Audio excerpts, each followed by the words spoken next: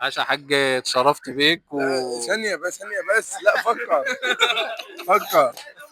احنا اتشرفنا بيك برضه، بس فكر. مين هو الاتنين اللي دايما شايلينك وما يغزلوكاش، ومين هو الواحد اللي دايما بيغزلك؟ مين هو؟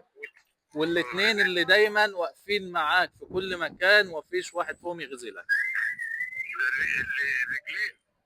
ومين فيهم بقى الواحد اللي بيغزلك؟ لا. لا صح، انت لو جبت التانية تمام يبقى انت كده تمام معانا. اه دايما اللي اللي ساندينك وشايلينك الرجلين، مين بقى اللي بيغزلك؟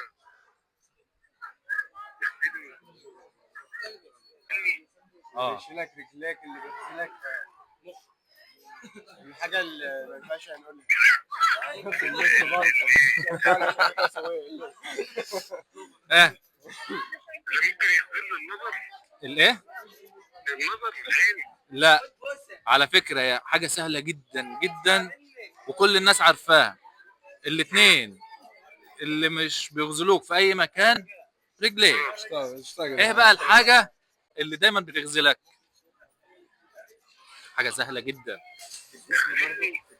في الجسم. في الجسم. في الجسم. اللسان، زفة اللسان وحشة، ممكن تغلطك بأي حد. ماشي، بس في حاجة تانية. طب هو جاب واحدة بقول لك ايه، تجيب لي 50 جنيه. فياخد 50 ناخد 50. هو السؤال على بعض. طب فكر. الجسم خلي بالك. عاش يا حاج، اتشرفت بيك ثانية بس، لا فكر.